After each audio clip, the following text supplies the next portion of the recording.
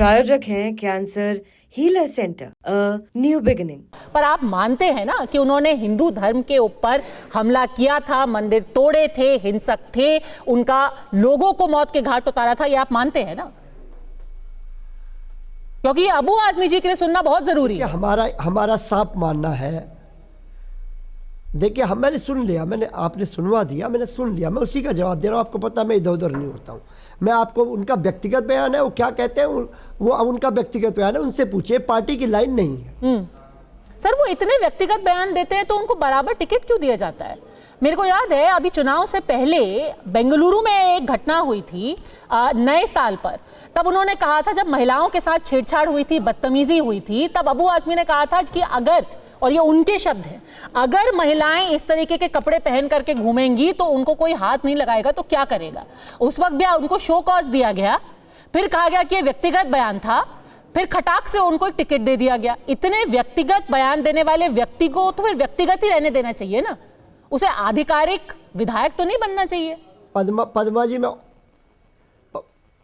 पद्मा जी मैं आपसे बहुत सीनियर पत्रकार है, व्यक्तिगत रूप से मैं आपका बड़ा सम्मान करता हूं। मैं पूछना चाहता हूं, जनता की अदालत में से चुनाव जीत के आए या समाजवादी पार्टी ने चुनाव जीता दिया? टिकट तो आपने दिया ना अदालत में, उनको जनता की अदालत में तो आपने भेजा ना, की अदालत ने। और फिर सर जब वोटर तो देखता है कि आप उनको एंडोर्स कर रहे हैं, ये तो वैसा ही होता ना कि जब ब्रिजभूषण शरण सिंह को अगर टिकट मिलता तो आपकी पार्टी कहती ना कि भारतीय जनता पार्टी की मोहर लग गई है ब्रिजभूषण शरण सिंह के कृत्य पर। अगर अबू आजमी जीते, वो अबू आजमी की, ये तो लॉजिक की अदालत के बाद जीते। ब्रिजभूषण शरण सिंह कौन सा बिना चुनाव लड़े आए? टिकट भाजपा ने दे दिया था जम्मू कश्मीर में, वो चुनाव हार गए, अलग विषय, लेकिन क्या वोट जनता ने उसको निरस्त कर दिया? सर आपका लॉजिक अगर आपके लॉजिक का इस्तेमाल करें ना तो ब्रिजभूषण शरण सिंह को कल टिकट दे दे, वो भी जीत के आ जाएंगे, वो भी कहेंगे मैं पूरी तरीके से इनोसेंट हूं क्योंकि जनता की अदालत में मैं चुन करके आया हूं।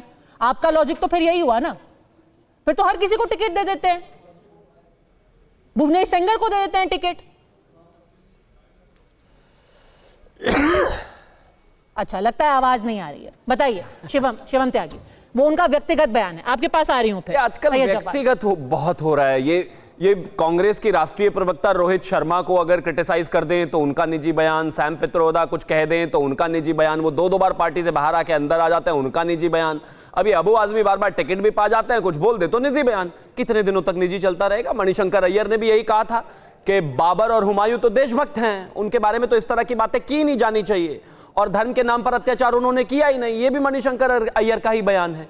कितनी जगह झूठ बोलते रहेंगे। और एक और चीज मैं कहना चाहता हूं, जर्मनी में कोई भी हिटलर को लेकर अगर तारीफ कर देगा उसको नाजी कहलाता है, और उसकी क्या स्थिति होती है आप सब जानते हैं। हिंदुस्तान में, मतलब बाबर के देश में, उज्बेकिस्तान में उसे कोई कुत्ता नहीं पूछता, वहां पर उसके जो आगे के वंशज हैं वो पंचर बना रहे हैं, वो वहां पर जो है सड़कें साफ कर रहे हैं, उनके नाम पर एक वहां शौचालय नहीं बना हुआ, और हिंदुस्तान की पॉलिटिकल पार्टियां उसको महान बताने में लगी हुई हैं, किस एंगल से बताने में लगी हुई हैं। कमाल बात हो गई।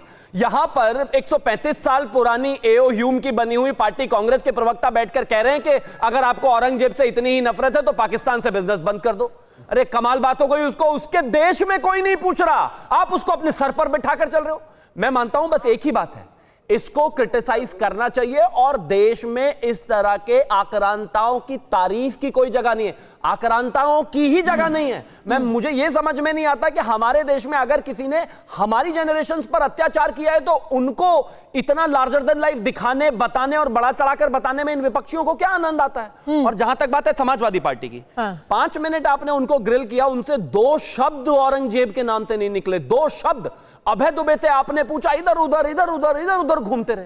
अरे सीधा बता दो भाई, कोई मुगल आपके रिश्तेदार हो, उनसे कोई आपका संबंध हो, लेकिन संबंध तो होगा ही भाई। 3 जनरेशन, अब अगर नेहरू जी और इंदिरा जी और राहुल जी अगर बाबर की मजार पर जा रहे हैं, कुछ तो होगा ही संबंध। खैर वो तो ये जाने। सैयद जवाब देंगे, इतना बुरा भी नहीं होना चाहिए। सैयद जवाब देंगे क्योंकि वो बहुत बेबाकी से बोलते हैं, वो गोलमोल नहीं करेंगे क्योंकि पॉलिटिकल पॉलिटिकल हीरो नहीं है ना। कराने में मजा आ रहा है। वाह पद्मजा जी, वाह, बहुत बढ़िया। देखो चैनल आपको और आपके सभी दर्शकों को मेरा जय हिंद, जय संविधान।